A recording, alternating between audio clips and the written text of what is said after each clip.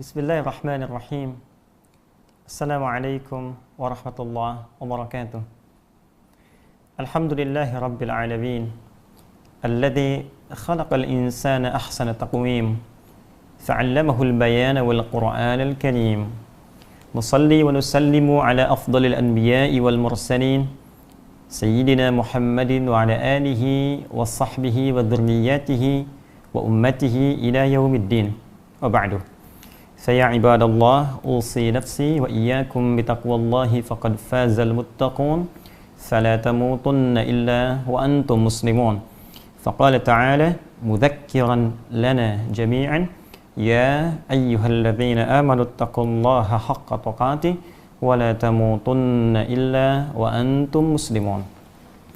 Saudara-saudariku dimanapun Anda berada, alhamdulillah kembali kita melanjutkan kajian Al-Quran Sunnah Solution, menggali makna-makna kandungan yang tersurat dan tersirat dalam Al-Quran yang memberikan petunjuk bagi kehidupan kita di dunia ini hingga kita kembali kepada Allah Subhanahu wa Ta'ala. Alhamdulillah di pertemuan yang lalu kita telah membahas tentang keterangan Al-Quran di surah Al-Baqarah ayat yang kedua dan permulaan ayat yang ketiga. Kita telah bahas bahwa di pertemuan lalu Al-Quran disampaikan langsung oleh Allah, dia akan menjadi hudan bagi orang-orang yang bertakwa. Kita telah uraikan di pertemuan lalu bahwa hudan memiliki beberapa makna. Dia bisa berarti an-nahar, sesuatu yang terang benderang, jelas. Seperti di siang hari kita bisa mendapatkan penglihatan yang jelas karena pantulan sinar dari matahari. Ya, semua benda bisa kita bedakan, bisa kita telaah, berbeda dengan keadaan di malam hari. Maka bagi orang yang bertakwa, Al-Quran itu sangat jelas dipahami, bersumber dari Allah Subhanahu wa Ta'ala, sejelas ia berada dalam kondisi siang. Karena itu, orang bertakwa tidak pernah ragu tentang kandungan Al-Quran, tidak meragukan ia bersumber dari Allah Subhanahu wa Ta'ala. Hudan juga bisa berarti jalan keselamatan. Hudan juga bisa berarti jalan kemudahan. Hudan bisa berarti jalan kebahagiaan. Hudan bisa berarti petunjuk yang memudahkan segala urusan.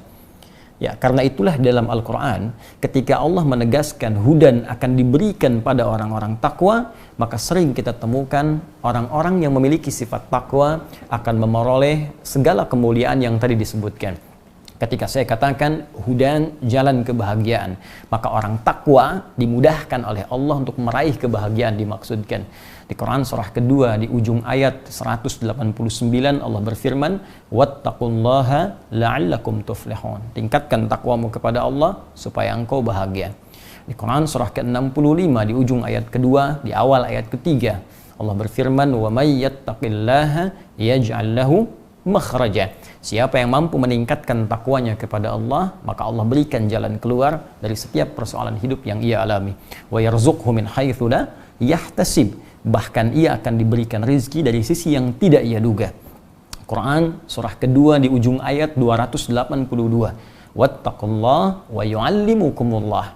Tingkatkan takwamu kepada Allah, maka Allah mengajarkan kepadamu tambahan pengetahuan.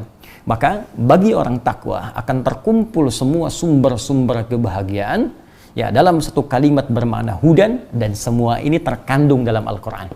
Ya, seakan-akan Allah memberikan tawaran kepada kita, jika Anda meyakini semua isi Al-Quran, maka di sana ada sumber kebahagiaan, di sana ada sumber kemudahan, di sana ada sumber segala kemuliaan, ya di sana ada sumber rizki, di sana ada sumber perlindungan. Jadi semua bentuk kemuliaan termaktub, ya, terberikan petunjuknya di dalam firman Allah yang terkumpul dalam Al-Quranul Karim.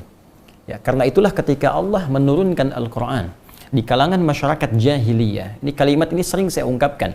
Ya, Allah tidak menurunkan tongkatnya Nabi Musa ya pada umatnya Muhammad sallallahu alaihi wasallam pada masa jahiliyah, bukan mukjizatnya Nabi Isa alaihi salam, tapi diturunkan Al-Quran.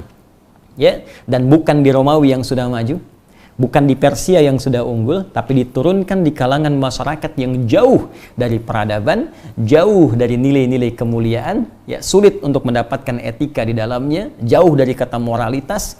Namun ketika diturunkan Al-Quran dan diyakini, diamalkan isinya, maka berubahlah masyarakat jahiliyah menjadi khairu ummah. Ya, kebahagiaan didapatkan di sana, kemuliaan didapatkan di sana, ketawaduan didapatkan di sana, dan nyaris semua nilai-nilai kemuliaan, kenikmatan yang bisa diraih di muka bumi didapatkan oleh umat pada saat itu dengan barakah Al-Quran. Ya, karena itulah kemudian ketika Allah menawarkan semua kemuliaan ini akan diberikan pada orang takwa, maka sudah barang tentu setiap manusia akan bertanya, bagaimana saya bisa menjadi orang takwa itu? Ya, ilustrasinya begini. Kalau saya sampaikan kepada Anda bisa mendapatkan kebahagiaan, kenyamanan hidup, kelapangan dalam beraktivitas, kalau Anda bisa menjadi A misalnya. Lalu saya tawarkan kepada Anda, mau nggak jadi A ini? Supaya Anda bisa bahagia, bisa kaya, bisa nyaman, bisa tentram. Ya, setiap orang yang cerdas dan berfungsi akalnya, dia pasti akan mengatakan, saya mau menjadi A itu. Saya pengen bahagia hidupnya. Saya pengen kaya.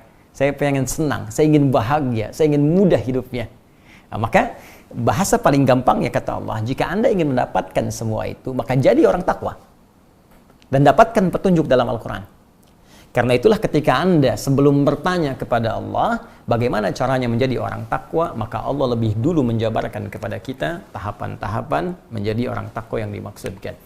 Maka di pertemuan yang lalu telah kita bahas bagian pertama, alladzina yu'minuna bil ghaib. Ya. Di awal ayat ketiga Allah sampaikan ciri orang takwa yang pertama, alladzina. Saya sampaikan di pertemuan yang lalu bahwa kata alladzina ismun mausulun yadullu ala jam'il jam'iyah, ya huruf sambung menunjuk pada seluruh objek tanpa batas. Ya, di kalimatnya alladzina, ya, disebutkan 1080 kali dalam Al-Quran. Ya, disebutkan 1080 kali dalam Al-Quran. Jika Anda temukan kalimat ini alladzina, ya, secara singkat ini konjungsi yang menjelaskan kalimat sebelumnya tapi menunjukkan objek yang tanpa batas. Jadi kalau kita kaitkan dengan ayat yang kedua, Allah menyampaikan hudal lil muttaqin, Anda bertanya siapa orang takwa itu, maka dijelaskanlah, disambungkan, konjungsi, menyambungkan. Disambungkan di awal ayat ketiga ini, alladzina, orang-orang takwa itu. Nah, tapi karena sifat ini di ilmu nahwu, ya tidak punya batas, ya artinya dia bisa mencakup pada laki-laki. Ya, ingat beda ketika kita katakan alladzina dengan allati. Ya, allati khusus untuk perempuan saja. Tapi kalau alladzina dia bisa mencakup laki-laki, bisa mencakup perempuan. Kalau bersatu antara alladzina dengan allati, maka muncul takhsis. Alladzina untuk laki-laki, allati untuk perempuan.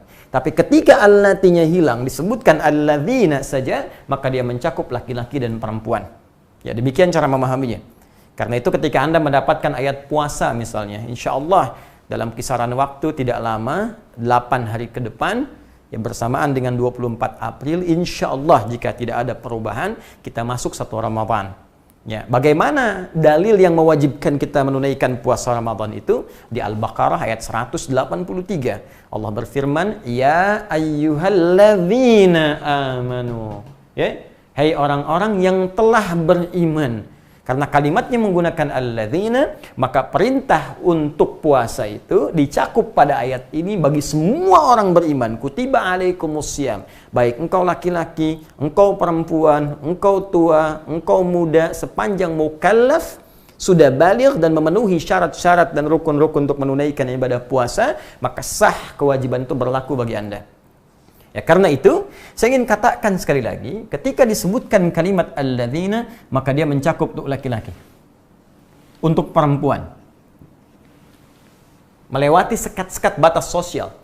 Apakah kaya, apakah cukup, ya, apakah tua, ataukah muda, Seperti tadi, lelaki kah, perempuan kah, semua terbuka.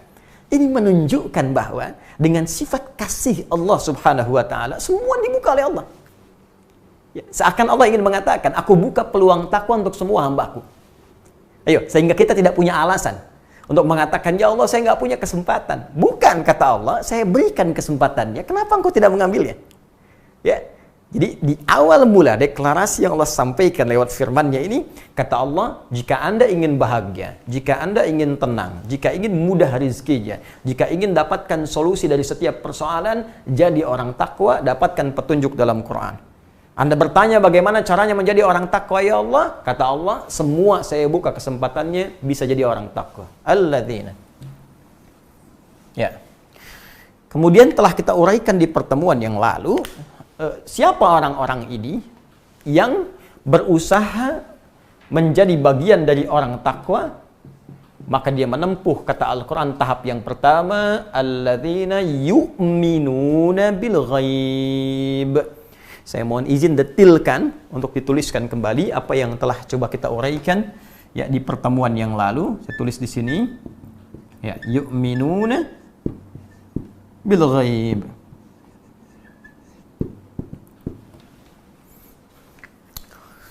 Yaitu pertama, syarat untuk menjadi orang takwa telah kita uraikan di pertemuan lalu dengan detil. Yang pertama, yu'minun, dia mesti yakin tanpa ragu. Berasal dari kata amana, yu'minu imanan. Ya, amana, yu'minu imanan. Sedangkan kata amana berakar dari kata amina, berarti aman. Di pertemuan lalu saya telah sampaikan dan telah kita bahas bersama, jika ada sebuah kata mengalami derivasi hibrida, baik tambahan dengan satu huruf kah, dua huruf kah, tiga huruf kah, ataukah menggunakan tad'if dengan tasydid di atasnya, maka konteks terjemahan ayat ini atau kalimat dimaksud tidak akan terlepas dari akar katanya. Sehingga kata amina yang berarti aman, bila pun mengalami derivasi menjadi amana yu'minu, ya imanan, maka kalimatnya tidak akan terlepas dari kata aman. Ya, kalau kita ingin terjemahkan dengan detil, maka orang-orang yang beriman yakin tanpa ragu itu, maka dia akan aman dari segala kesulitan dunia dan aman dari ancaman akhirat yang mungkin mengintai pada setiap hamba. Nah, maka syarat yang pertama, alladzina yu'minuna bil ghaib, kita telah ulas di pertemuan lalu, maka ia mesti yakin tanpa ragu pada hal yang ghaib. Ada yang belum saya uraikan di pertemuan lalu. Di dalam bahasa Arab, jika kalimat iman itu ditambahkan dengan ba di depannya. Ya, saya ulang, jika kalimat iman ditambahkan dengan ba di depannya. Ini ada kata iman, yu'minun, di depannya ada kata ba. Maka ini umumnya menunjuk pada satu perkataan, qaul. Ya, pada satu perkataan, al-qaul. Tapi jika kalimat atau huruf ba-nya hilang, ya, kata iman saja, dan biasanya berbentuk ya subjek, ya, biasanya berbentuk kata benda, ya, subjeknya isim fa'ilnya, kata bendanya mukmin, amana yu'minu mukmin. Mu'min, seperti ini. Mu'min. Mohon maaf. Ya, jamaknya tambahkan waw dengan nun di ujungnya menjadi mu'minun. Ya, seperti ini. Saya ulang, jika ada huruf ba-nya seperti ini, maka umumnya ini menunjukkan kepada sebuah perkataan, qaul. Yakin tanpa ragu atas apa yang disampaikan.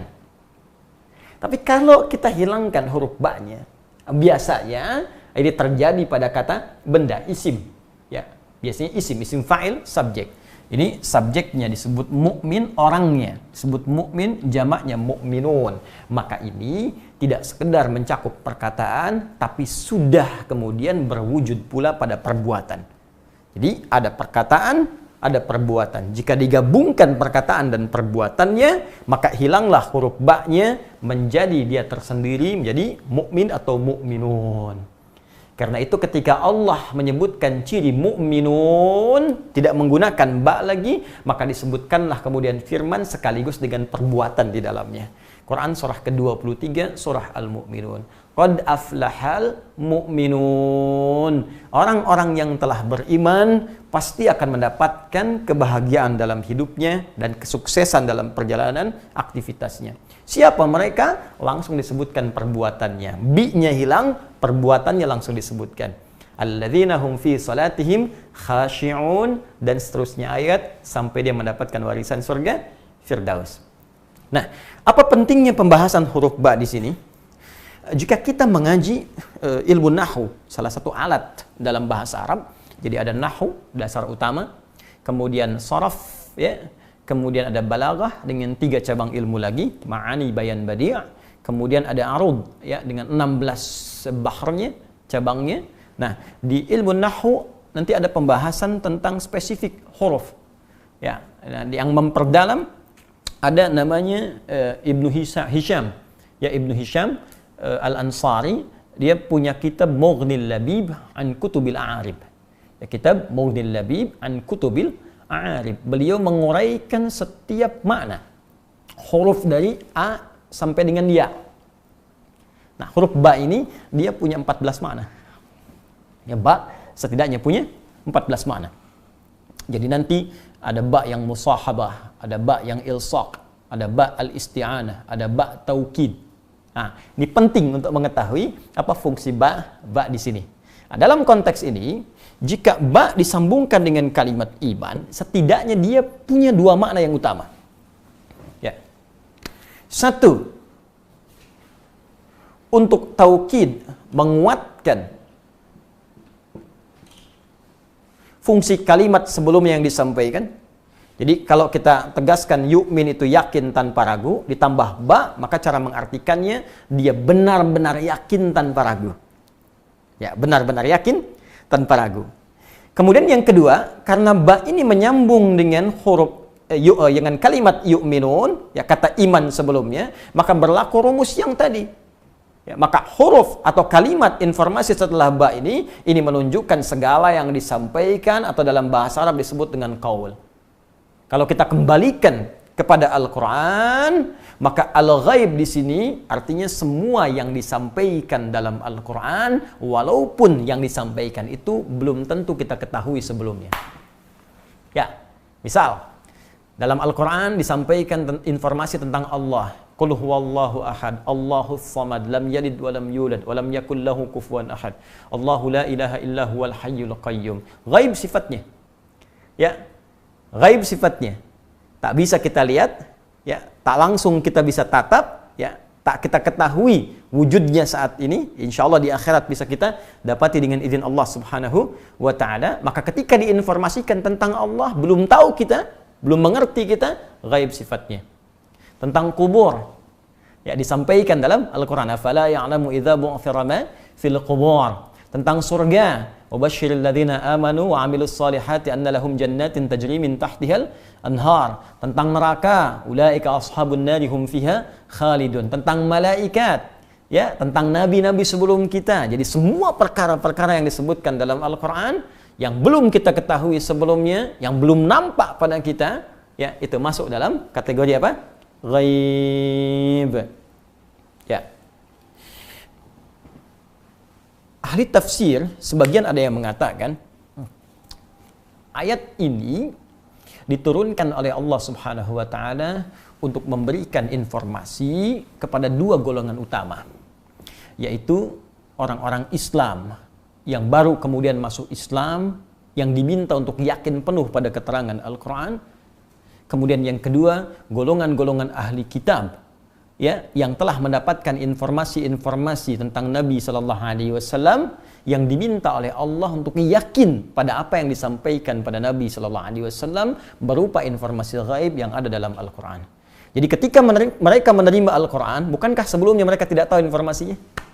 Tidak mengerti apa yang disampaikan? Ya, belum paham tentang apa yang akan disampaikan kepada mereka, maka itu yang disebut dengan ghaib. Jadi kalau kita kembalikan ke sini secara singkat, al-ghaib maknanya di sini ada yang mengartikan semua yang diinformasikan dalam Al-Quran, baik tentang Allah dengan segala sifat ketuhanan, rububiyahnya, asma dan sifatnya, baik tentang surga, tentang neraka, tentang alam kubur, dan seluruh informasi yang disampaikan oleh Allah Subhanahu wa Ta'ala.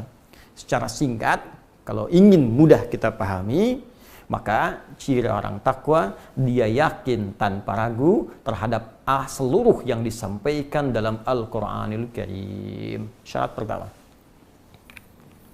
Nah, jadi kalau panjang lebar tadi saya terangkan, sebetulnya makna singkatnya begini. Kalau Anda mau jadi orang takwa, yakin dulu pada semua yang disampaikan oleh Nabi Muhammad SAW dari wahyu berupa Al-Quran. Jangan ragu. Nah, kalau pemahaman terbaliknya, maaf sekali, kalau mau berinteraksi dengan Al-Quran, jangan pernah ragu. Apapun yang disampaikan oleh Al-Quran, yakin. Saya ulang ya, apapun yang disampaikan oleh Al-Quran, yakin. Maka ini makna pertamanya. Ya, jadi kalau Anda ingin menjadi orang takwa, ingin mendapatkan petunjuk dari Al-Quran, maka yakini semua apa yang disampaikan dalam Al-Quran, baik berupa informasi, perintah, ataupun larangan. Ya, jelas sampai di sini? Nah, ini bagian yang pertama. Jadi kita bacakan kembali. Maka ciri orang takwa yang pertama, alladzina yu'minuna bil ghaib. Ciri yang pertama, dia yakin terhadap semua apa yang disampaikan dalam Al-Quran, walaupun belum tampak kepadanya, walaupun belum tahu pengetahuannya, walaupun dia belum mengerti isinya, maka dia yakin tanpa ragu terhadap semua apa yang disampaikan dalam isi Al-Quran Al-Karim. Baik, ini bagian yang pertama. Yakin tanpa ragu.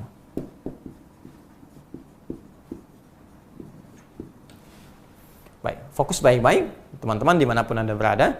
Ya, dan saya kira sebagian dari saudara-saudari kita juga tidak hanya bergabung dari Indonesia. Ya, saya dapat informasi ada teman-teman kita dari Taiwan, dari Hong Kong, dari Malaysia, Brunei, bahkan Masya Allah dari Papua yang jaraknya 2 jam perbedaan waktunya. Maksudnya dari kita di Bekasi saat ini, saya hanya bermohon pada Allah semoga semua kita dirahmati oleh Allah Subhanahu wa Ta'ala.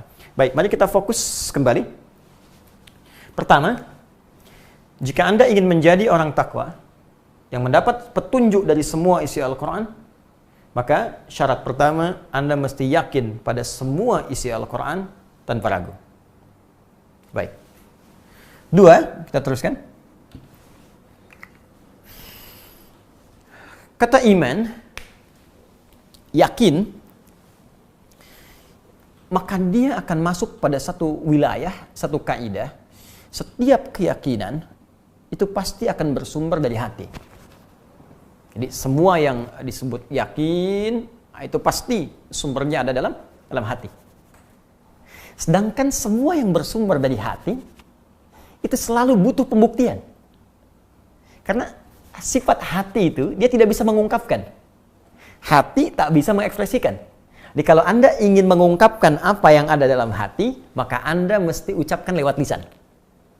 Jika Anda ingin mengungkapkan, mengekspresikan apa yang ada dalam jiwa, maka Anda mesti ekspresikan dengan seluruh anggota tubuh Anda. Bukankah orang yang bahagia diekspresikan dengan senyumnya? Hati yang bahagia hanya wajahnya yang nampak tersenyum. Ya, keadaan marah, tangannya yang kemudian berekspresi, kakinya berekspresi, jalannya bisa terlihat. Maka suasana dalam hati itu, semua yang ada dalam hati, maka wilayahnya akan diekspresikan oleh seluruh anggota tubuh kita. Entah itu lisan, entah itu di wajah, entah itu dari ujung kepala sampai dengan ujung kaki kita. Ini semua wilayah hati itu sifatnya butuh pembuktian. Nah, saya ambil contoh begini, cinta. Cinta itu kan hati. Ya, dari mata turun ke hati. Nah, kalau sudah masuk hati, butuh pembuktian. Apa pembuktiannya? Nah, maka nikah bagian dari pembuktian. Makanya saya sering katakan, jangan mau kalau ada orang mengatakan, aku mencintaimu, tapi sekedar diucapkan di lisan, tapi tidak dibuktikan lewat perbuatan. Yang perbuatannya itu yang disebutkan dengan akad nikah. Tuliskan namamu di buku nikah kita. Ya, tuliskan namaku di buku nikah kita. Itu baru namanya cinta. Nah, iman itu pun masuk wilayah hati. Ya, karena yakin tanpa ragu di mana? Di hati. Karena dia masuk wilayah hati, maka iman butuh pembuktian. Ya, apa pembuktiannya? Ya, apa ekspresinya yang menyatakan bahwa diri kita benar-benar beriman? Ya, ketika Anda ditanya oleh Allah, kamu mau jadi orang takwa? Siap ya Allah. Apa syarat pertama ya Allah? Yakin tanpa ragu. Siap, saya yakin ya Allah. Itu kan baru hatimu. Apa yang kau buktikan dengan keyakinan dalam hatimu itu untuk menandakan kau telah beriman? Maka disinilah pembuktian iman itu harus diwujudkan dalam bentuk amal namanya. Ya, harus diwujudkan dalam bentuk yang kedua disebut dengan amal. Ya. Karena itu Al-Imam Al-Bukhari ketika membuka ya kitab Sahih Al-Bukhari dalam Kitabul Iman, kitab yang keduanya, ya beliau menulis Sahih Al-Bukhari selama 16 tahun. Ada 97 pembahasan, setiap pembahasan disebut dengan kitab. Pembahasan pertama kitab Bad'ul Wahyi, ada 6 bab, ya, pembahasannya ada 7 hadis. Ketika masuk pada pembahasan yang kedua Kitabul Iman, ya Bismillahirrahmanirrahim. Thaniyan, bab kitab yang kedua Kitabul Iman. Ya, bab awalan bab qaulin Nabi sallallahu alaihi wasallam bunyal Islamu ala khamsin. Pembahasan yang pertama tentang kalimat Nabi sallallahu alaihi wasallam, ya, Islam itu dibangun atas 5 pokok. Maka disebutkan huwa wa huwa qaulun wa fi'lun yazidu wa yanqusu. Qala Allah Ta'ala liyazdadu imanan ma'a imanihim. Imam Al-Bukhari membuka pembahasan tentang kitab iman dalam Sahih Al-Bukhari, ya, di jilid yang pertama, pembahasan yang kedua. Ya, beliau mengatakan wa huwa qaulun wa fi'lun yazidu wa yanqus. Kata Imam Al-Bukhari, iman itu berupa keyakinan yang harus dideklarasikan lewat perkataan kita, saya beriman, dan dibuktikan lewat perbuatan kita. Kadang-kadang dia bisa naik, kadang-kadang dia bisa turun. Nanti diteruskan di hadis yang selanjutnya, yazidu bil ta'ah wa yantakhisu bil maksiyah. Dia bisa naik dengan ketaatan dan turun dengan mengerjakan maksiat. Jadi, para ulama kemudian memberikan penjelasan dengan detail, jika seseorang ingin jadi orang takwa, saya hapus dulu atasnya. Ya, bismillah.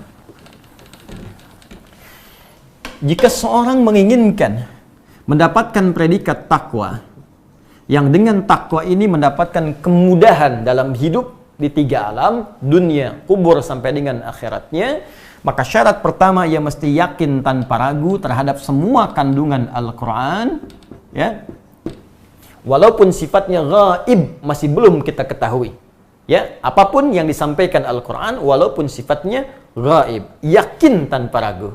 Maka keyakinan itu, kata Allah, mesti dibuktikan lewat amalan. Dibuktikan lewat amalan. Karena itulah seringkali kita dapati di dalam Al-Quran, setelah Allah menyebutkan kata iman, seringkali menyandingkannya dengan amalan.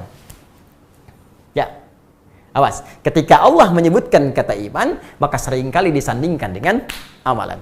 Saya ingin berikan sedikit rahasia begini. Jadi kalau iman itu betul-betul telah tersambung di hati kita, misal kita ucapkan asyhadu an la ilaha illallah, itu kalimat iman. Wa asyhadu anna Muhammadar Rasulullah, diucapkan di lisan dan masuk ke dalam hati, ya, masuk ke dalam jiwa, karena iman tadi pekerjaan hati. Maka iman yang ada di hati ini akan memberikan pancaran-pancaran, akan memberikan sinyal-sinyal kepada seluruh anggota tubuh kita untuk berperilaku, untuk berbuat. Dalam bahasa Arab, berbuat, berperilaku disebut amal namanya. Amal. Ya, tangan beramal, kaki melangkah beramal, berperilaku. Ya, lisan berkata itu amalnya, telinga mendengar itu amalnya. Maka iman ini bukan sekedar hadir dalam jiwa. Maka dia akan diekspresikan, dibuktikan iman ini dengan memberikan sinyal pada seluruh anggota tubuh kita untuk berekspresi, berperilaku sesuai dengan bimbingan iman yang ada dalam jiwa ini. Karena itulah banyak ulama mengartikan ketika seorang sudah beriman, iqrarum bil lisan, ya, dia mengucapkan komitmen, ya, mengucapkan, menetapkan dengan lisannya, wa tasdiqum bil qalbi, dia benarkan, yakinkan dengan jiwanya, wal amalu bil jawarih. Setelah itu, iman yang terpatri di jiwanya akan membimbing seluruh anggota tubuhnya untuk berekspresi. Ya. Karena itulah saya katakan, ketika tangan beramal disebut, beraktivitas disebut amal. Kaki melangkah, amal. Telinga mendengar, amal. Baik. Nah, karena dibimbing oleh iman, maaf sekali, karena iman ini tadi melahirkan sumber ketenangan dari kata aman, sumbernya dari Allah Subhanahu wa taala. Karena Allah itu baik, ya, dan karena sifat ketenangan, keamanan yang bersumber dari Allah baik, maka semua ekspresi yang dibimbing oleh iman itu pasti baik. Karena itulah semua pekerjaan yang dikerjakan oleh tangan ketika dibimbing oleh iman, iman bimbing tangan, iman bimbing lisan, iman bimbing telinga, iman bimbing ujung kaki, maka semua tubuh yang dibimbing oleh iman pasti akan mengerjakan perbuatan-perbuatan yang baik. Dalam bahasa Arab, setiap kebaikan yang dibimbing oleh nilai-nilai yang baik, maka disebut dengan sholih namanya. Pekerjaannya amal, ya, perbuatan baik yang disebut sholih. Kalau kita satukan jadi amal saleh.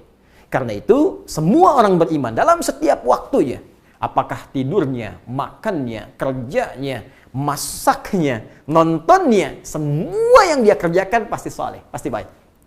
Ya, waktu yang dia gunakan pasti saleh. Waktu yang digunakan untuk beraktivitas disebut asr namanya. Turun Quran surah 103 Al-Asr. Allah berfirman wal asr. Demi waktu yang aku berikan pada setiap manusia untuk beraktivitas. Innal insana lafi khusr. Setiap manusia banyak yang rugi karena memanfaatkan waktu, karena menggunakan waktu, memanfaatkan waktu untuk perbuatan yang tidak penting, yang salah. Ya, maaf, diberikan waktu untuk melihat hal yang salah. Diberikan waktu untuk mendengar yang salah.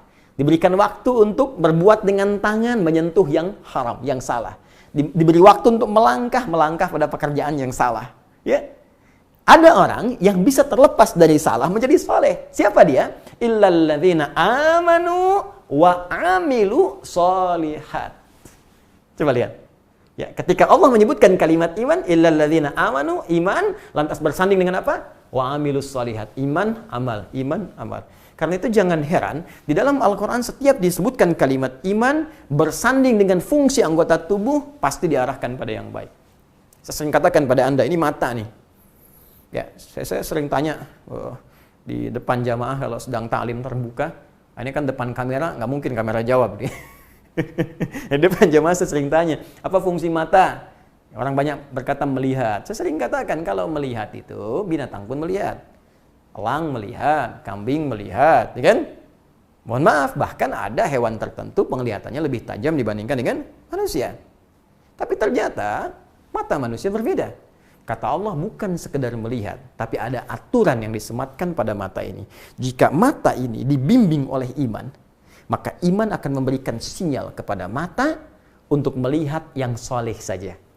Maka ketika yang dilihat oleh mata yang disisipi oleh iman, ya, yang punya inti iman, ketika melihat hal yang tidak baik, maka akan dipalingkan oleh pandangannya atas bimbingan imannya. Seakan imannya berkata pada dirinya, palingkan pandanganmu. Memalingkan pandangan dari yang tidak baik disebut ghaddul basar. Maka ada cahaya. Maka di surah cahaya, surah ke-24 itu surah An-Nur. Teman-teman sekalian, Allah berfirman ayat 30 untuk laki-laki, 31 untuk perempuan. Wa qul lil mu'minina. Imannya dulu. Katakan pada pria-pria yang punya iman, yaghuddu min absarihim, maka imannya akan masuk kepada matanya hanya melihat yang baik saja dan akan memalingkan pandangannya dari yang tidak baik. Qul lil mu'minati yaghuddna min absarihinna, demikian pula perempuan. Tuh, iman. Iman masuk ke lisan. Ya ayyuhalladzina amanu. Quran surah 49 ayat 11. Ya ayyuhalladzina amanu la yaskhar qaumin qaum. Hei orang-orang yang beriman. Imanmu kalau masuk ke lisan maka akan menghindarkan perbuatan yang salah di lisan. Jangan saling cela.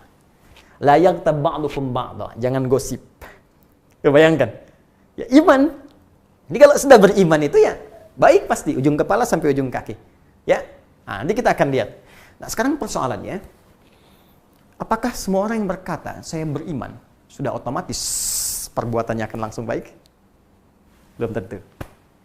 Karena pernah ada kasus di zaman Nabi langsung, dicontohkan langsung di zaman itu, dan diberitakan kepada kita oleh Allah Subhanahu wa Ta'ala dalam Al-Quran surah ke-49 Al-Hujurat ayat ke-14.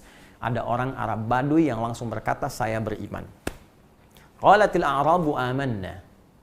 Ada orang Arab Baduy berkata, ya Rasulullah Muhammad SAW, kami telah beriman. Maka, karena iman perkara hati, Nabi tak bisa langsung menilai hati orang kecuali dengan petunjuk Allah Subhanahu wa taala. Ya. Ya, maka diberikan petunjuk oleh Allah Subhanahu wa taala untuk menilai hati seseorang dengan bimbingan Allah Subhanahu wa taala. Maka kalimat keluar firman Allah Subhanahu wa taala diberikan pada lisan beliau, dikatakan, "Qul lam tu'minu." Katakan Muhammad sallallahu alaihi wasallam, kalian belum serius imannya. Tuh, belum sampai ke jiwa. Belum serius. Ya. Qul lam tu'minu. Walakin qulu aslamna wa lamma yadkhulul imanu fi qulubikum. Tapi katakan, kamu baru masuk Islam. Ya, kalimatnya baru di lisan. Asyhadu an la ilaha illallah, asyhadu anna Muhammadar Rasulullah. Ya, baru di lisan. Cuma belum sampai ke jiwa. Kalau Anda ingin melatih, kemudian bertanya pada Allah, ya Allah saya ingin bertanya, bagaimana melatihnya? Karena bahaya kalau iman cuma di lisan. Ini baru di lisan. Apalagi yang di lisan gak diucapkan, cuma di KTP dituliskan. Maka KTP-nya yang beriman tuh. Orangnya bisa tidak. Ya. Ini Anda bayangkan, diucapkan saja, nggak nyampe ke hati, bermasalah. Apalagi cuma dituliskan di KTP, di identitas, diucapkan nggak pernah. Itu yang paling bahaya. Baik. Jadi kalau orang sekedar mengucapkan saja, tidak dibenamkan pada jiwanya, terpatri di sanubarinya, maka iman itu tak akan membimbing dia menjadi pribadi yang baik. Maka kita mesti bertanya kepada Allah, ya Allah bagaimana cara saya melatih iman? Supaya terus saya naikkan sehingga jadi cahaya yang menerangi seluruh tubuh saya dan membimbing beraktivitas. Bagaimana caranya? Karena itulah ketika Allah ingin memberikan bimbingan kepada kita, kalimatnya dirubah dari bentuk madhi menjadi mudhari'. Yu'minun. Amana menjadi yu'minu. Gini. Karena tadi ada alladzina yang bentuknya jamak, maka ini pun mesti dijamakkan. Tambahkan di ujungnya. Bentuknya jamak. Yu'minun. Plus ya. Sehingga menjadi begini. Yu'minun. Mereka, artikan mereka. Masih ingat pertemuan lalu? Saya terangkan kepada Anda tentang Anita. Ya, hamzah, nun, ya, ta. Di sini ada ya. Setiap ada satu di antara huruf Anita, hamzah, nun, ya, kemudian ta, Anita, maka maknanya berubah menjadi mudhari', present, continuous, and future. Sekarang, ya, present, continuous, future. Sekarang, terus menerus sampai kapanpun ke depan.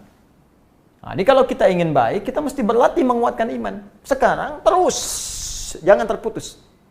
Sampai kapanpun hingga tiba waktunya kita pulang menghadap Allah Subhanahu wa taala. Kuatkan iman ini. Kuatkan. Kalau Anda bertanya, ya Allah, bagaimana caranya? Sekarang hamba ingin berkomitmen menguatkan iman hamba. Hamba ingin jadi orang baik, ya Allah. Hamba lahir ke dunia ini dalam keadaan bersih. Hamba tak ingin pulang dalam keadaan kotor. Ya. Hamba ingin pulang dalam keadaan bersih, ya Allah. Hamba ingin jadi orang baik. Hamba ingin pulang dalam keadaan baik. Hamba ingin pulang tenang. Hamba ingin pulang nyaman. Bagaimana caranya, ya Allah?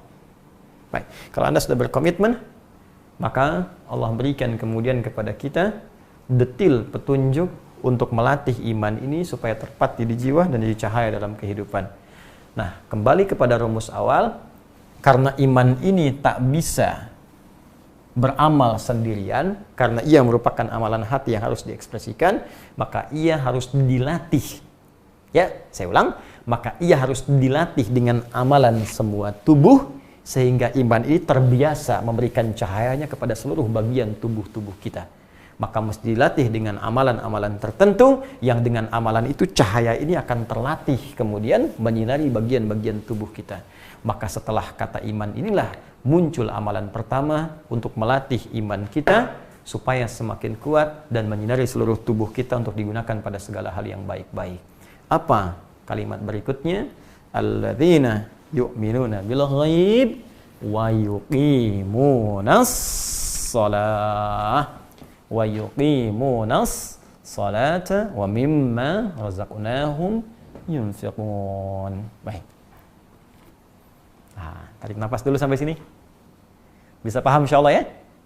Baik, saya simpulkan dulu. 1. Jika Anda ingin mendapatkan manfaat dari Al-Quran yang memberikan petunjuk pada kemudahan hidup, entah dalam pekerjaan, rizki, rumah tangga, atau bahkan hidup setelah kehidupan kita di dunia ini, tentang alam kubur, ya, tentang akhirat yang semua sifatnya masih gaib dan misteri, maka jadilah orang takwa.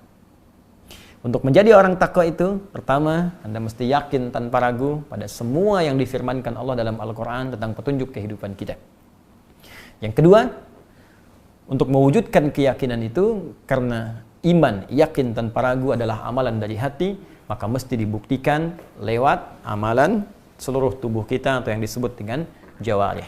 Maka iman ini mesti dilatih untuk menyebar cahayanya kepada tangan, kepada mata, kepada telinga, kepada hidung kita, lisan kita, sampai ujung kaki kita.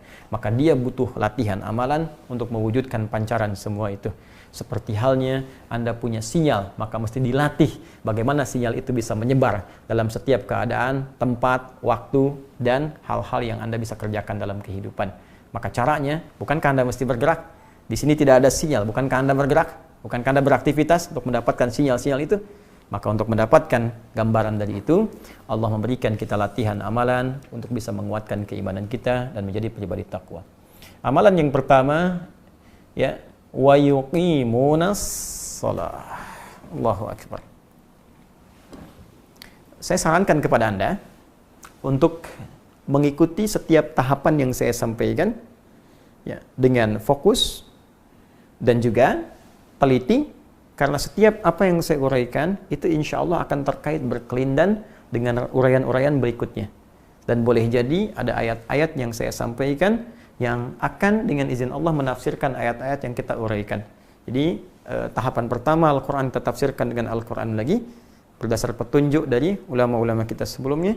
Kemudian tafsirkan dengan Al-Hadis atau As-Sunnah An-Nabawiyah. Baru kemudian kita masuk kepada qaul para ulama, baik itu ijma', qiyas, dan kalimat-kalimat yang lainnya. Saya coba izin untuk menghapus ini sejenak, untuk kita menuliskan kalimat amalan pertamanya. Bismillah.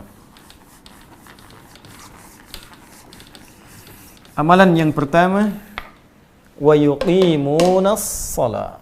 Saya mohon izin tuliskan. Ya. Wa yuqimunas shalah. Baik, kurang lebih seperti ini. Wa yuqimunas shalah. Satu. Ini amalan pertama. Wawunya wawu ataf, ya.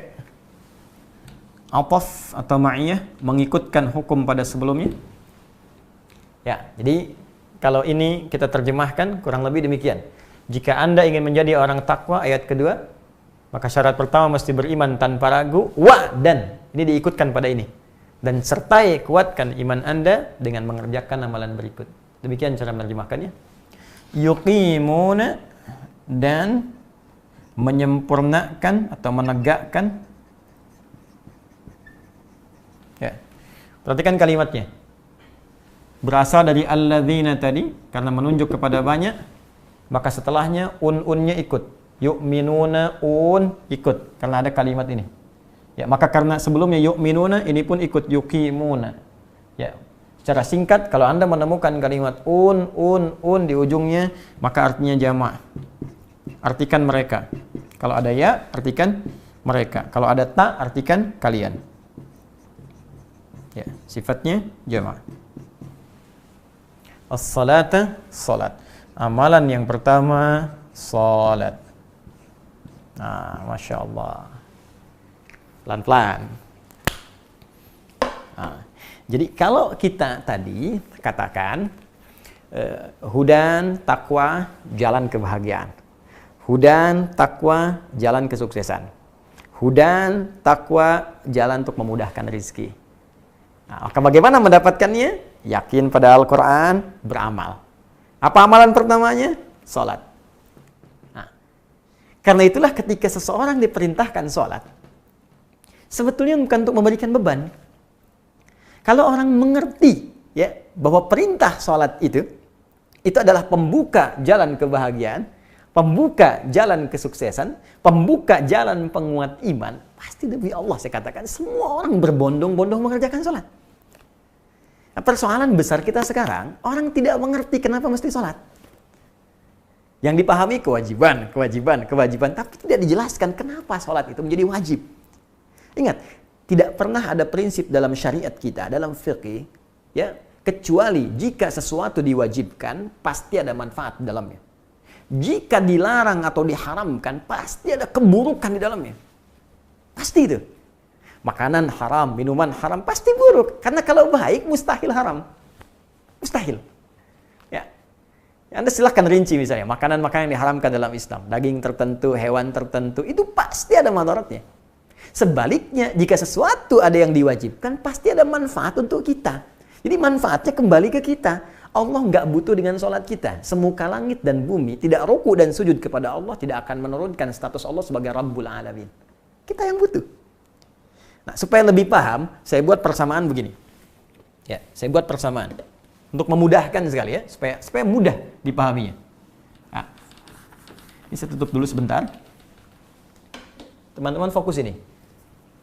Ini saya tuliskan tadi ya. Nah, ini. Di sini ada hudan. Bagi orang takwa. Ya. Di sini kandungannya bahagia, sukses, ya, tenang, baik, mudah rizki, dan lain sebagainya. Baik.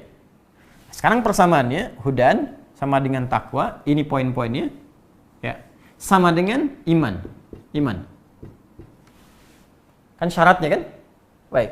Sama dengan, bikin lagi ke sini, sholat. Ini kuncinya. Hudan sama dengan takwa. Untuk menjadi takwa, mesti beriman. Untuk membuktikan iman, mesti sholat. Jadi kalau kita buat sebuah persamaan, hudan sama dengan takwa, dengan semua nilainya, sama dengan iman, sama dengan sholat. Jadi kalau kita ingin pahami lebih dalam lagi, ketika kita diminta takwa, kita diminta untuk mendapatkan ini. Kalau ingin takwa, mesti beriman. Kalau iman ingin bagus, mesti sholat. Artinya persamaan terbaliknya, ketika diminta menunaikan sholat, Anda diinginkan mendapatkan ini. Karena mustahil dapat ini kecuali jadi takwa. Mustahil jadi takwa kecuali sholat. Karena itu ketika Anda diminta sholat, itu pintu yang harus kita buka untuk mendapatkan semua kemudahan ini. Contoh, bahagia, sukses. Bahasa Arabnya falah. Wattaqullaha. Al-Baqarah ayat 189. Lihat di ujung ayatnya. Ya, ujung ayat 189. Paling kanan agak ke bawah sedikit di mushaf standar. Wattaqullaha la'allakum tuflihun. Bertakwalah kalian kepada Allah, takwa supaya kalian sukses dan bahagia. Falah. Falah itu kalau di kamus bahasa Inggris, success and happiness. Bukan sekedar bahagia. Sukses dan bahagia. Kata dasarnya falah. Jadi untuk dapat bahagia dan sukses, dapat falah. Mesti takwa. Takwa mesti iman. Iman mesti sholat. Ketika Anda dipanggil sholat, ya tuh 5 kali sehari suara adzan. Hayya 'alas shalah, ayo sholat. Lalu Anda bertanya, kenapa saya mesti sholat ya Allah? Dijawab langsung lewat kalimat di suara muadzin. Hayya 'alal falah. Tuh. Seakan Allah menyampaikan, aku nggak butuh sholatmu. Kamu yang butuh. Ketika engkau bertanya, kenapa kami mesti sholat ya Allah? Hayya 'alas shalah. Kata Allah lewat suara muadzin. Petunjuk dari Allah Subhanahu wa taala ditetapkan lewat lisan Nabi sallallahu alaihi wasallam dari mimpi seorang sahabat. Petunjuk. Ya, hayya 'alal falah. Dengan salat kamu bisa sukses. Dengan salat kamu bahagia. Itu kuncinya. Ini menarik. Nah, jadi sesungguhnya kalau cara berpikir kita benar, ya cara berpikir kita benar. Ketika tiba panggilan salat dengan suara adzan yang kita dengarkan itu, Allahu akbar, Allahu akbar. Allah. Maka rasakan, itu panggilan Allah untuk kita. Untuk kita. Dan ketika dipanggil dengan itu, dengan kalimat itu, Allahu Akbar, Allahu Akbar. Nih, hadirkan semua makna ini. Ada panggilan kebahagiaan. Panggilan kesuksesan. Anda dapat panggilan dari kantor, bahwa Anda diterima bekerja, bukankah bahagia luar biasa? Sekarang jam 9. Kurang 11 menit. Waktu Bekasi di sini. Oke, jam 9 kurang 11 Anda dapat telepon. Ya, mengatakan kepada Anda, "Selamat Pak, Bapak diterima. Bapak tolong datang malam ini juga karena sekarang berkasnya harus dilengkapi.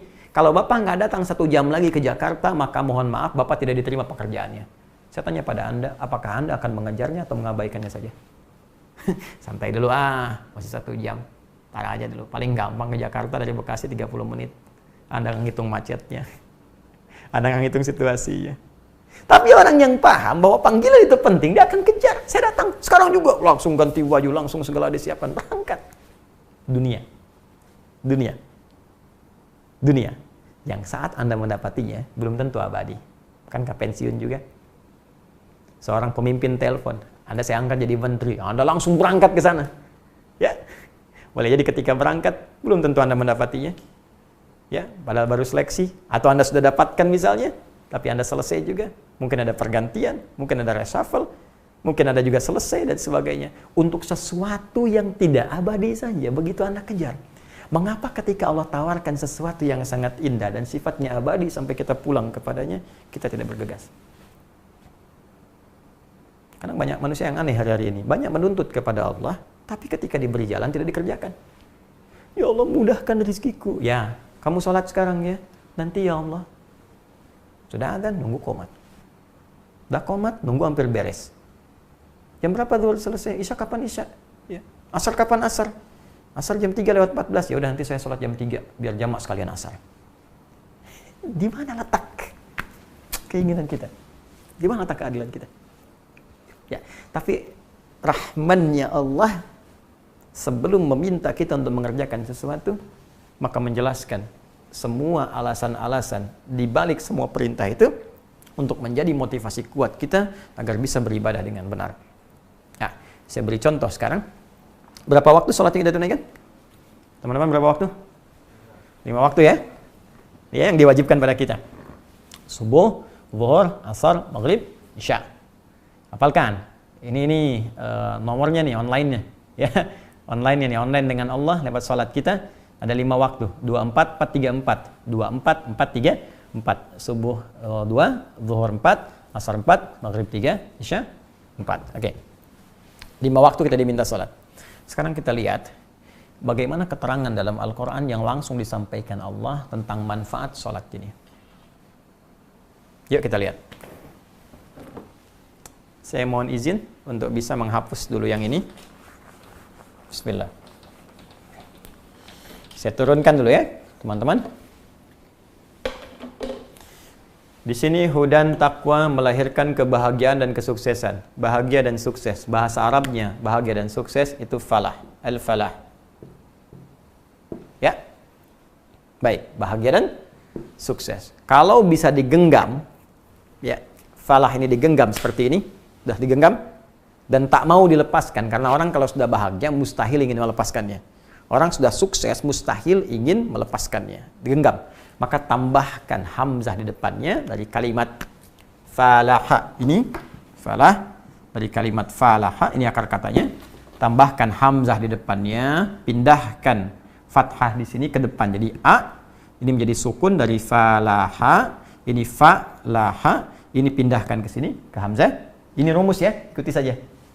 Ini rumus sini, ini jadi sukun mati karena dipindah harokatnya ke sini. Jadi aflah. Jadi aflah.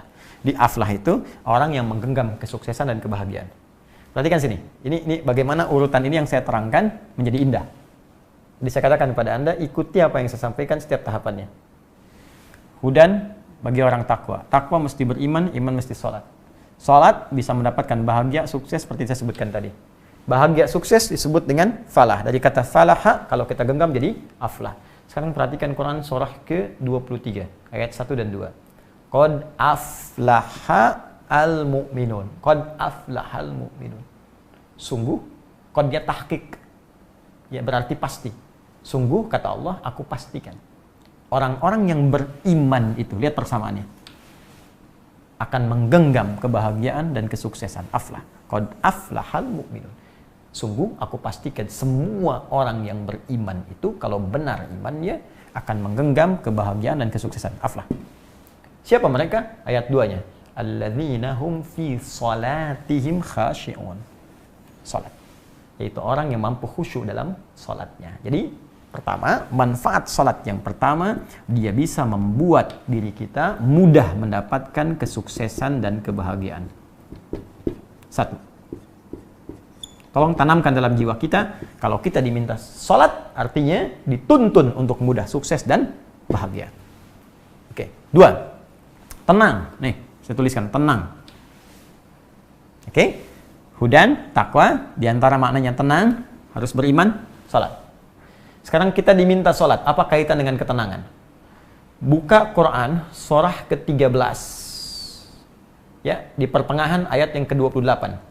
Allah berfirman, ala bidzikrillahi tatma'innul qulub. Ya, Quran surah ke-13 Ar-Ra'd ayat 28. Ala bidzikrillahi, yakinkan pada dirimu. Ala itu harful ikhbar wa taukid. Huruf yang menunjukkan informasi sekaligus menguatkan. Kata Allah, aku informasikan, yakinkan pada dirimu bidzikrillahi, dengan zikir kepada Allah. Zikir. Allah sebutkan zikir. Dengan zikir, mengingat Allah, zikir kepada Allah, bidzikrillahi tatma'innul qulub. Hatimu itu akan cenderung tenang. Jadi zikir kepada Allah akan berdampak pada ketenangan hati. Tenang, tenang itu kan bahasa hati, tenang. Nah, jadi kalau Anda rajin zikir, maka dampaknya ke hati menjadi tenang. Sekarang yang menarik, sholat itu disebut oleh Allah satu di antara amalan zikir. Ya, amalan zikir itu banyak. Maaf, berdoa, zikir. Quran surah ke-7 ayat 205. Wadhkur rabbaka fi nafsika tadarruan wa khifatan wa dunal jahri minal qaul. Silakan berdoa. Minta dalam jiwamu dalam keadaan yang tenang, lembut, khusyuk, penuh harap. Karena itu orang berdoa cenderung lebih tenang. Dalam situasi yang seperti ini, berdoa. Taubat, doa, itu memberikan ketenangan. Dan mengentaskan kepanikan. Ini semua orang panik umumnya. Panik buying, panik ini, panik itu. Sehingga kepanikan itu menghilangkan kejernihan dalam berpikir. Visi jadi hilang, jadi bias. Target jadi tak terkejar. Jadi kalau kita tenang, semua terukur. Doa. Baca Al-Quran, zikir. Ya, karena Quran disebut zikir. Quran surah ke-15 ayat 9. Inna nahnu nazzalna dzikra. Kami yang telah turunkan Al-Quran sebagai zikir. Menghafal Quran, zikir. Quran surah ke-54. Ya, ayat 17, ayat 22, 32, 40. Walaqad yassarnal Qur'ana lidzikri. Salat itu disebut dengan zikir. Quran surah ke-20, ayat ke-14. Ya, Quran surah Thaha ayat ke-14. Quran surah ke-20 ayat 14. Innani anallahu la ilaha illa ana fa'budni. Kata Allah, ini gambaran dari firman-Nya kepada Nabi Musa alaihissalam, Innani anallahu la ilaha illa ana fa'budni. Hei Musa, sungguh aku adalah Allah. Tak ada Tuhan yang berhak dan benar, paling benar untuk disembah kecuali aku, kata Allah. Fa'budni, maka sembah aku. Bagaimana caranya? Wa aqimis sholata li dzikri. Tunaikan salat sebagai zikir kepadaku. Salat disebut oleh Al-Quran sebagai zikir. Salat disebut sebagai zikir. Sedangkan zikir di Quran surah 13 ayat 28 amalan yang bisa menenangkan kepada jiwa. Karena itu orang salat cenderung lebih tenang. Jangankan salatnya, tempat salat itu bikin tenang. Gak percaya silahkan. Di rumah dengan di masjid, pasti tenang di masjid, tenang di musola. Apalagi puncaknya dekat Ka'bah, tenang. Jaminan, Quran surah kedua ayat 125. Anda yang pernah haji, pernah umrah, insya Allah kita sama-sama berdoa, yang belum bisa disegerakan. Tidak cukup dengan amin, jangan tuliskan di kolom komentar amin, amin. Tidak cukup dengan amin, ya, terus ada usaha, nabung. Berdoa. Ya, Quran surah kedua ayat 125. Wa idz ja'alnal baita mathabatan lin-nasi wa amna. Dan ketika kami tetapkan Al-Bait Ka'bah itu tempat yang akan jadi rujukan pusat beribadah bagi manusia dan tempat yang menenangkan. Makanya orang segelisah apapun kalau dekat Ka'bah itu tenang, Allahu Akbar. Indah, nikmat, air mata keluar, masalah seakan tuntas. Seakan tuntas, tenang. Yang penting Allah, saya dekat dengan Allah, saya bisa zikir. Tuh. Turunan dari Ka'bah itu masjid.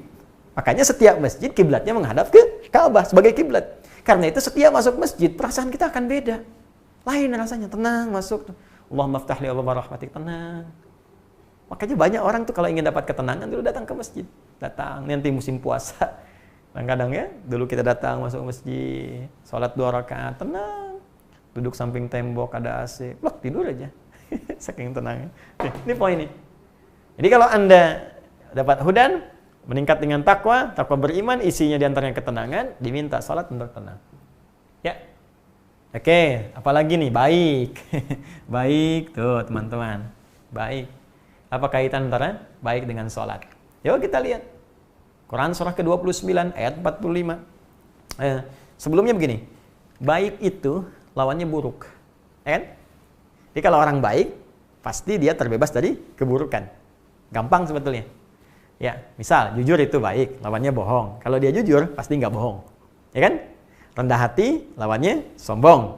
Kalau dia rendah hati, pasti nggak sombong. Artinya orang baik terlepas dari keburukan. Sedangkan sumber keburukan itu cuma dua. Dari syahwat atau perut dan akal. Nafsu, keburukan yang bersumber dari syahwat disebut fahsya namanya. Jamak dari kata fahisyah. Fahsya. Pornografi, porno aksi, LGBT dan semisalnya fahsya. Ya, kata-kata jorok, kotor, fahsya.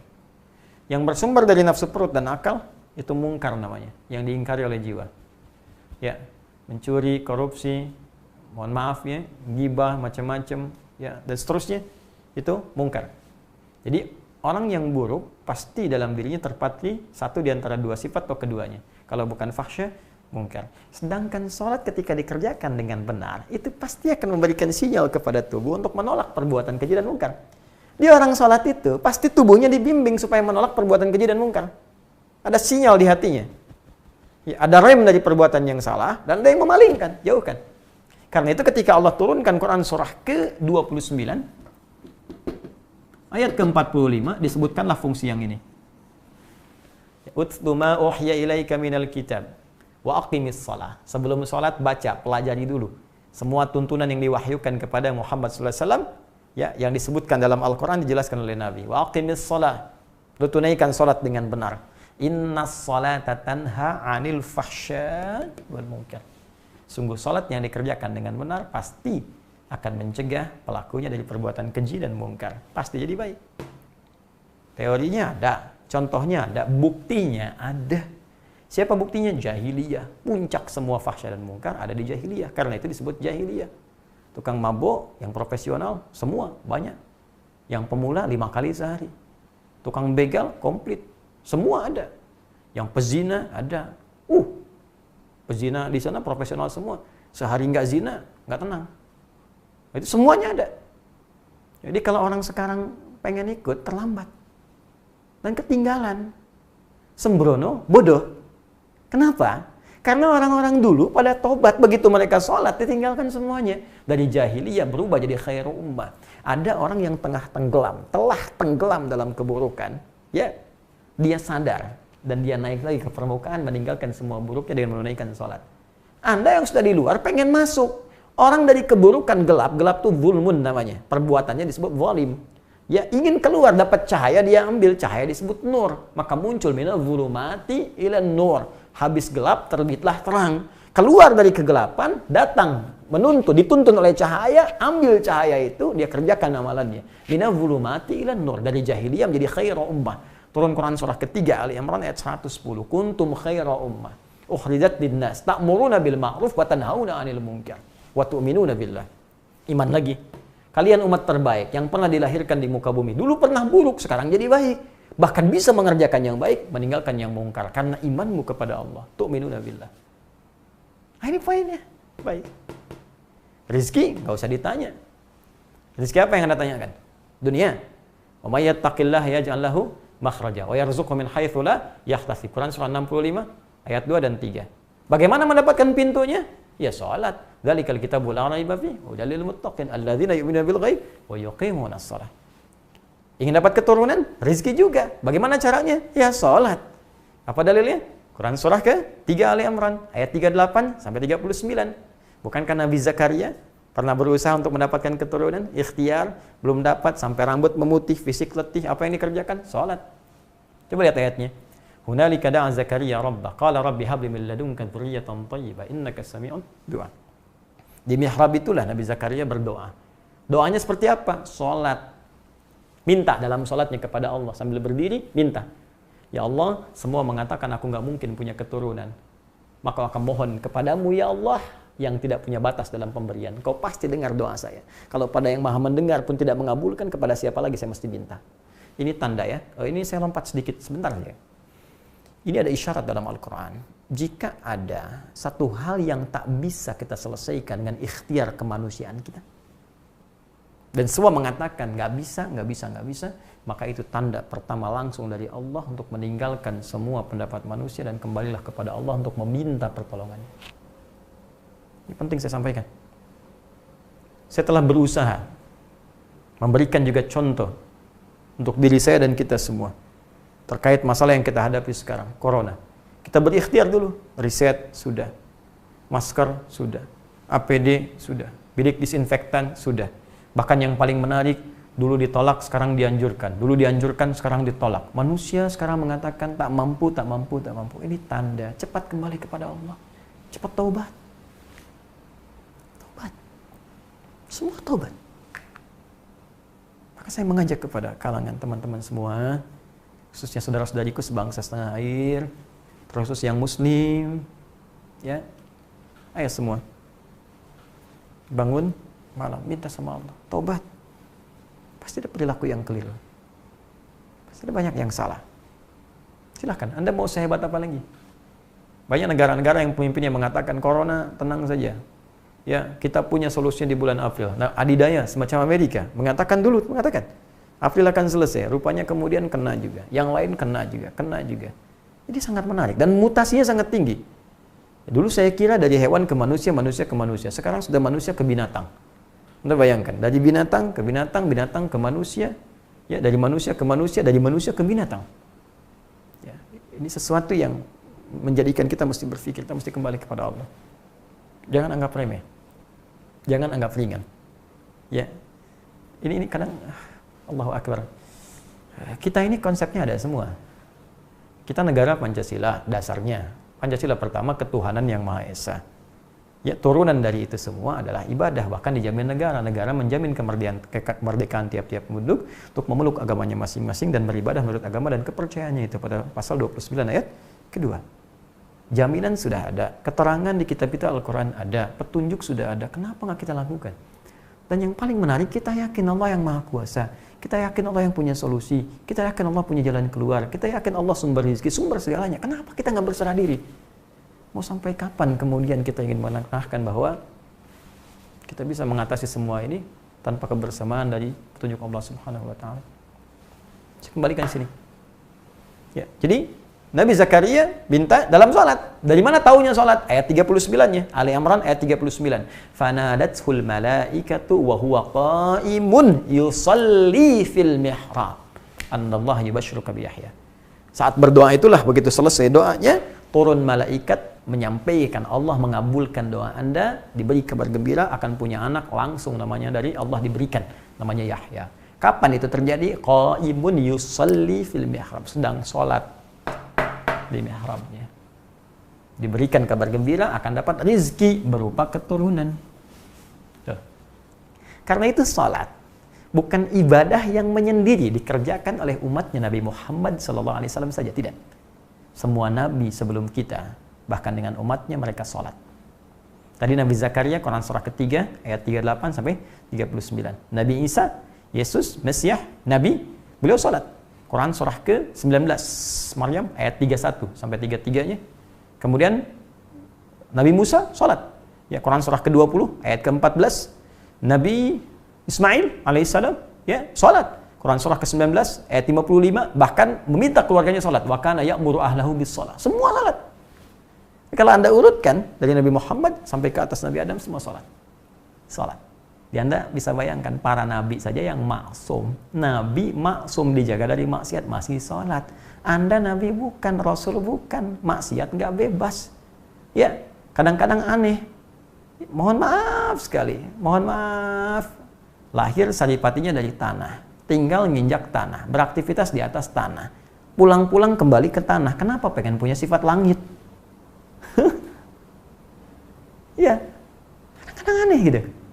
Kita yang nggak bebas dari maksiat malah menjauh dari sholat, sedangkan sholat diberikan sebagai solusi. Karena itulah secara singkat, jika dipanggil untuk menunaikan sholat, maka bayangkan semua ini. Allahu Akbar, ya Allah, saya dipanggil, Allah manggil saya nih. Allah manggil saya. Oh, Anda dipanggil pejabat tinggi aja sudah senang. Saya dipanggil Allah. Bayangkan begitu, ya Allah manggil saya. Setelah itu rasakan, ya Allah, ada panggilan kebahagiaan, panggilan kesuksesan. Ya Allah, panggilan kemudahan rezeki, panggilan solusi. Itu yang harus dihadirkan di benak kita. Kalau ini yang kita tanamkan di anak-anak kita, sesuai dengan masa pertumbuhannya, tanamkan ke anak kita yang paling kecil. Allahu Akbar, Mas, suara apa ini? Adzan, sayang. Adzan itu apa? Panggilan sholat, supaya kamu nanti dikasih sayang oleh Allah. Allah kasih kita rezeki, ada nanti punya mainan lagi. Ya, ayah disehatkan, ibu disehatkan, terus nanti dapat ini, dapat itu. Ya, akan kejar. Ya, hadirkan suasana bahagia untuk menikmati sholat yang diperintahkan, bukan sekedar sebagai kewajiban, tapi sebagai kebutuhan kita untuk mendapatkan limpahan rahmat yang dijanjikan.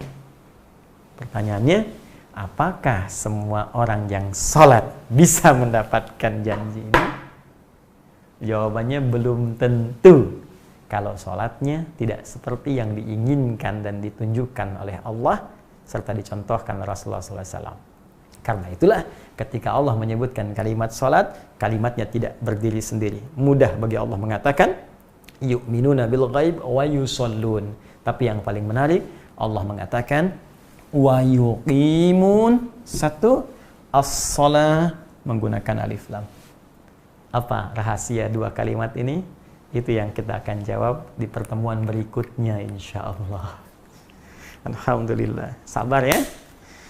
Pelan-pelan kita satu huruf tapi paham. Ya, satu kalimat tapi mengerti itu lebih baik dibandingkan satu ayat, satu juz atau sekian banyak tapi sulit dipahami dan tidak mudah mengamalkan. Itu tidak diinginkan.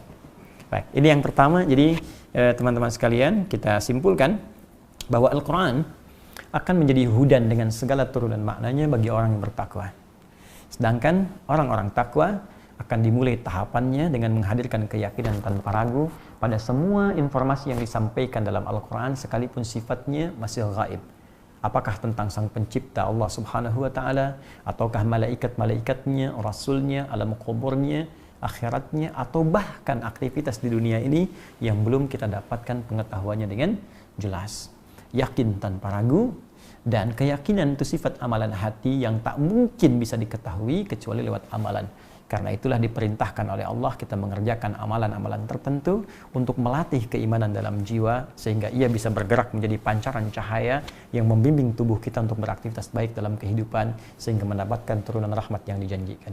Itu yang kita dapatkan, dan amalan pertama adalah salat. Dan salat seperti apa yang diperintahkan oleh Allah, dicontohkan Rasulullah, itu yang coba kita akan gali di pertemuan berikutnya. Saya izin menyampaikan informasi bahwa alhamdulillah kita tetap berikhtiar ya, khususnya sebelum Ramadan ini. Semoga Allah Subhanahu wa Ta'ala berkenan mengangkat COVID-19 atau Corona yang sekarang sedang mewabah. Kita sama-sama berdoa. Saya mengajak memperbanyak taubat kepada Allah, istighfar. Kita ingin Ramadan kita hidup dengan ibadah yang semarak kembali, di masjid-masjid kita isi ya. Jangan, mohon maaf sekali, jangan menyimpulkan sesuatu yang masih jauh dulu. Kita boleh berusaha, boleh memprediksikan sesuatu, ya, boleh merencanakan, tapi memastikan tidak. Berserah diri kepada Allah, tawakal. Tawakal itu amalan juga. Ya, tawakal, kita ikhtiar, sandingkan dengan tawakal. Bertobat, minta sama Allah, berdoa dengan baik, ya, kemudian dengan penuh harap, khusyuk kita minta. Allah akan turunkan yang terbaik untuk kita, apapun keputusan yang telah Allah tetapkan. Kemudian yang kedua, dalam itu pun kita berikhtiar untuk bisa menyelesaikan sebab-sebab, ya. Sebab dalam bahasa Arab beda dalam bahasa Indonesia. Ya, jadi ada musabbib, ada musabbab, ada sabab, itu lain. Ya, musabbib yang menetapkan, musabbab yang ditunjuk atau objeknya, sebab itu akibat yang terkait di dalamnya. Misal, ya, seorang berjalan di tengah jalan kemudian tertabrak mobil meninggal. Ya, musabbib yang mewafatkan dia Allah Subhanahu wa Ta'ala sesuai dengan ajalnya. Musabbab yang diwafatkan orang itu. Sebabnya apa? Dia salah berjalan di tengah jalan. Kalau ajalnya tetap saja meninggal sesuai dengan ajal, tapi sebabnya, akibatnya karena perbuatan dia. Itu yang kita pelajari. Maka dari situ jangan berjalan di tengah jalan. Ya, baik. buka puasa misalnya. Kamu buka di mana tadi? Di jalan. Jangan. Di jalan kan banyak mobil ya. Buka di tempat-tempat yang tenang gitu kan, yang baik dan sebagainya. Oke, itu yang kita ambil. Nah, sekarang karena ada COVID-19 ini banyak dampak ya, asbab yang terkait dengannya yang kita coba ikhtiarkan bersama untuk memudahkan. Kami di Quantum Akhyar Institute menginisiasi berdirinya Amin. Ya, Amin Ansor Muhajirin. Spirit yang diambil dari kisah kehidupan, perjalanan hidup sebagai petunjuk ya dari Nabi SAW untuk kita semua. Ketika Nabi ke Yathrib sebelum menjadi Al-Madinah Al-Munawwarah, itu keadaannya sangat sulit, tidak mudah. Bahkan para sahabat yang hijrah dari Mekah ke Madinah meninggalkan semua yang dipunya sehingga datang ke Madinah dengan segala kebutuhan yang ingin didapatkan.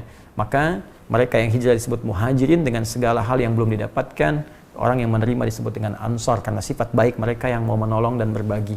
Ya, maka apa yang dibagi oleh mereka? Yang kurang makanan langsung diberi makanan, yang kurang pakaian diberi pakaian, yang tak punya tempat tinggal kemudian bahkan diberikan tempat untuk dia bisa tinggal dan beraktivitas. Spirit itu yang akan kita ambil, walaupun bukan dalam suasana hijrah, tapi kita bisa ambil spiritnya, berhijrah dari keadaan yang kurang baik jadi lebih baik. Maka kita buat Amin Ansor Muhajirin, teman-teman bisa masuk ke amin.quantumakhyar.com ya, amin.quantumakhyar.com. Di situ nanti kita ada program ingin mengambil spirit ini. Jadi kita membuat beberapa hal. Alhamdulillah sudah kita eksekusi. Ini dari teman-teman juga masukan-masukan. Mulanya kita coba atasi dari kami dan teman-teman terdekat, tapi ada banyak yang ingin berkontribusi. Kami buat ini ada program untuk APD. Alhamdulillah ini mohon izin sekali, kami tidak buat sembarangan, ada riset. Ada tim risetnya, ini risetnya serius. Kayak bikin APD misalnya, ini nggak sembarangan. Ini ada uji dulu, dari Kemenkes dulu kami ikuti, ada balainya. Sehingga keluar nanti kelayakan. Ini kain yang layaknya ini, hazmatnya yang ini. Nah ini insya Allah yang warna ini kami sudah punya sertifikasi uji kelayakannya. Kemudian juga ada face shield. Ini sudah kami bagi. Jadi apa yang ada di kami yang bisa didapatkan itu langsung nanti diproduksi ya oleh partner kita dengan segala keterbatasan yang kita punya. Yang ada langsung kami kirimkan. Ketika Anda di situ ada kolom kan, ada donasi, ada pengajuan. Nah ini yang sudah mengajukan ada 17 ya, 17 rumah sakit dan puskesmas. Alhamdulillah tadi pagi sudah saya kontrol, semua sudah terkirim. Jadi teman-teman ada yang mengirim dari Solok, dari Riau, ya, dari Lombok, Majalengka, Jember, dan seterusnya. Ya, Oku ini sudah dikirim. Mudah-mudahan dalam waktu dekat bisa sampai. Tapi mohon izin karena kita bagi dengan beberapa yang lain. Mungkin apa yang kita ada itu yang bisa kita bagi. Mungkin ada yang 10, ada yang kurang dari itu, atau mungkin yang lain banyak. Sesuai dengan kebutuhan masing-masing. Mudah-mudahan bisa tercukupi. Ya, adapun teman-teman yang masih mengajukan, nggak apa-apa disampaikan dulu. Nanti begitu ada barang, kami langsung packing hari itu juga kami kirimkan. Ya, dengan izin Allah Subhanahu Wa Taala. Nah, ini tidak diperjualbelikan. Ya, tidak diperjualbelikan. Kemudian yang lainnya juga kami siapkan dan mohon izin teman-teman, apa yang sampai saat ini sampai hari Jumat donasi yang terkumpul khususnya untuk yang sembako, saya mohon izin itu semua akan kita arahkan dulu untuk kepentingan saudara-saudari kita yang ada di Malaysia. Warga Indonesia yang ada di Malaysia, karena saya dapat kabar kesulitannya luar biasa. Di sini kita bisa saling berbagi, di sana mungkin terbatas. Jadi nanti sampai Jumat saja program untuk sembako, kemudian masker, karena masker insya Allah kita bisa tangani sendiri. Ya, kita untuk sembako khususnya kita arahkan, kami akan transferkan saudara-saudariku yang ada di Malaysia, ya warga negara Indonesia. Saya tidak bisa berbuat banyak, ya, tapi mungkin ada sedikit yang nanti kami akan kirimkan di hari Jumat. Mudah-mudahan bisa bersama Anda semua. Dan saya menyeru kepada warga Indonesia, teman-teman sekalian yang punya kemampuan lebih, yang Allah titipkan tentunya dan akan dihisab di hari kiamat nanti, baik di wilayah Malaysia ataupun di Amerika yang saya juga dengar kondisinya juga butuh mendapatkan perhatian. Saya mohon sebagai seorang muslim, iman kita sekarang kita fungsikan, semua harta kita akan dihisab. Ayo rangkul saudara-saudari kita yang sekarang kita diuji untuk berbagi dengan mereka, ya, sebelum itu Allah pindahkan kepada orang lain supaya hisab kita ringan. Maka rangkul mereka, jadilah orang-orang yang hebat, jadi seperti Ansor dan berbagi dengan mereka. Ya, dan yang kedua, khusus bagi teman-teman yang di Malaysia, saudara-saudariku serumpun, saya Adi Hidayat dengan ini menyampaikan kepada Anda semua, ya, kita Muslim sama-sama kita bisa berbagi. Bagi Anda, satu warga Malaysia yang bisa ya, menjadikan teman Indonesianya untuk bisa berbagi. Ya, sekali lagi bagi Anda teman-teman saudara-saudariku di Malaysia yang bisa berbagi dengan orang Indonesia sehingga bisa meringankan beban mereka di sana, di tempat Anda tinggal yang mungkin mereka juga telah berkontribusi banyak untuk kebaikan yang ada di sana, maka demi Allah setelah lockdown ini, setelah selesai semuanya, saya akan kunjungi negara Anda dan saya akan berjumpa dengan Anda. Setiap Anda yang bisa membantu warga Indonesia, maka saya akan ajarkan Anda untuk menghafal Al-Quran tanpa meminta spesial pun dari Anda. Saya akan kunjungi Anda, saya akan berikan pada Anda bagian dari pengajarannya, saya akan datang sendiri, saya bayar sendiri, ya, saya kalau perlu sewa tempat sendiri, saya akan ajarkan semua Anda. Ya, Anda bantu satu orang Indonesia, maka saya akan undang pada saat itu dan saya akan berikan apa yang saya mampu untuk Anda dengan izin Allah Subhanahu wa taala. Ya. Dan semoga hisab kita diringankan oleh Allah di hari kiamat kelak. Ya, semoga Allah meringankan keadaan kita, semoga Allah menyayangi kita semua dan semoga Allah mengampuni kita semua dan bersabar atas keadaan yang kita lalui saat ini, dan semoga dengan ini amal kita diterima oleh Allah Subhanahu wa taala. Semoga yang wafat dalam keadaan terkena COVID-19 benar-benar jadikan syahid oleh Allah Subhanahu wa taala, disabarkan seluruh keluarganya, diringankan semua bebannya, dan semoga kita diberikan pengingat yang luar biasa dengan adanya musibah ini untuk ingat kepada Allah bahwa semua keadaan tentu akan kembali kepada Allah Subhanahu wa taala. Jika dengan keadaan ini saja kita begitu khawatir luar biasa, maka kita mesti lebih khawatir lagi dengan keadaan hari kiamat yang mungkin lebih dahsyat dari apa yang sekarang kita hadapi. Semoga Allah meringankan dan merahmati kita semua. Allahumma taqabbal minna innaka antas samiul alim wa tub alaina innaka antat tawwabur rahim. Allahumma 'allimna ma yanfa'una tubna ilaika taubatan nasuha. Allahumma arfa' 'anna al-waba wal bala wa corona ya rabbal alamin. Allahumma arfa' 'anna al-waba wal bala khasatan corona ya arhamar rahimin. Allahumma arfa' 'anna al-waba wal bala khasatan corona ya rabbal alamin. Allahumma ij'alna min ahli al-Qur'an waj'al al-Qur'ana sahiban lana fid dunya wa syafi'an lana fil akhirati ya arhamar rahimin. Allahumma rabbana atina fid dunya hasanah بفضلك سبحان ربك رب العزة عما يصفون وسلام على المرسلين وآخر دعوانا سبحانك اللهم وبحمدك أشهد أن لا إله إلا أنت نستغفرك وأتوب إليك آتنا في الدنيا حسنة وفي الآخرة حسنة وقنا عذاب النار وآخر دعوانا أن الحمد لله رب العالمين. Terima kasih teman-teman. Berjumpa di lain kesempatan. Assalamualaikum warahmatullahi wabarakatuh.